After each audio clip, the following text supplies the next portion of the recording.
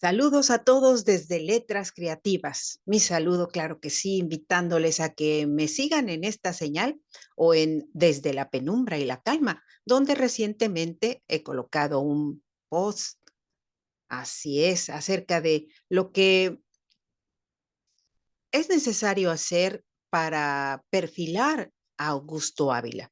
Para ello les quiero compartir pantalla y claro, aquí iniciamos. Y eso es muy alentador y muy agradable porque, bueno, hay que descubrir las motivaciones que este hombre tiene para convertirse en el creador de cosechas. Ese va a ser el título que le voy a dar a este libro. En su juventud, Augusto fue una persona que gustaba respetar a sus mayores. Las enseñanzas de sus abuelos marcaron con sus ejemplos su vida y su travesía en el camino que siguió más adelante. La mayoría de las familias en el siglo XXIII trabajan. Obviamente, esta necesidad impone dejar con un familiar cercano a los pequeños. En otras culturas van con la guardería. Depende de cada situación, siempre es diferente.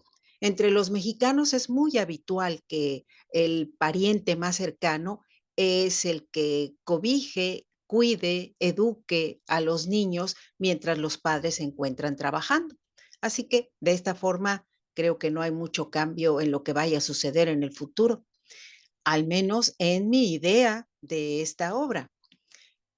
Él no les tenía una fe ciega a sus abuelos, les obedecía, pero se daba cuenta que como humanos cometían errores al igual que él. Y por lo tanto, con el paso del tiempo, él decide ser su propia autoridad. Esto le facilita el camino de la comprensión y la tolerancia, aun cuando tenía una tendencia muy especial que la hice notar en el libro donde aparece primeramente en La muralla silenciosa, porque él sin filtro decía las cosas cuando algo no le agradaba y tenía una actitud un poco mm, explosiva, pero al mismo tiempo esa explosión también la manifestaba cuando algo le agradaba. Era explosivo, encendido, así, wow, una personalidad muy, muy carismática. Y así comienza esta historia de un hombre que en su edad adulta, ya como magíster en sociología, viaja hasta Kazajistán, un lugar donde se está realizando una investigación muy importante y una de las más imponentes, uno de los retos más grandes a los que se enfrentará la humanidad. Aquí lo vemos con sus abuelos en una clásica estampa de familia. Este pionero, emprendedor, líder nato y sobre todo paternal defensor de sus sueños, va a ser el protagonista de El creador de cosechas. ¿Por qué he intitulado El creador de cosechas a Augusto? Porque finalmente, ¿qué hacemos cuando se cultiva la tierra?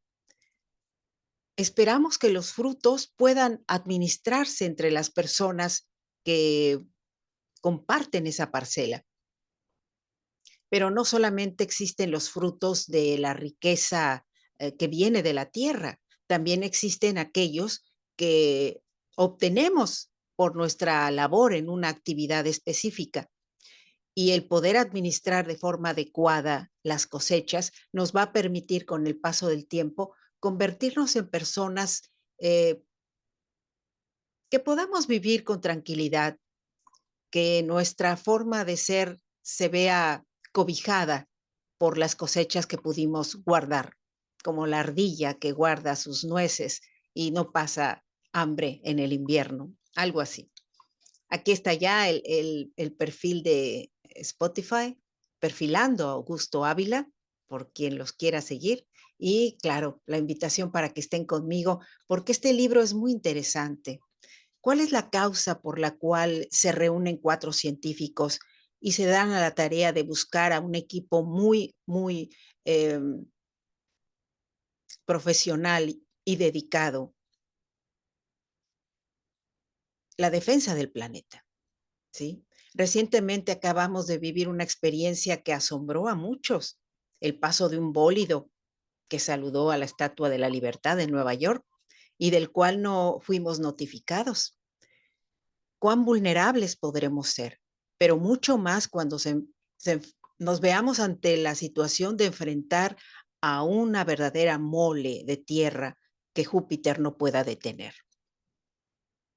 Y pues no les estoy hablando de Apophis, el que viene en el 2029, porque estamos hablando de una historia que comienza en el siglo XXIII.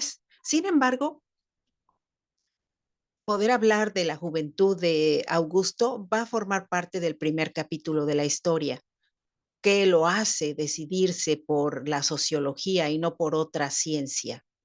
Y cuál es su formación, cuáles son los consejos que le dan sus abuelos.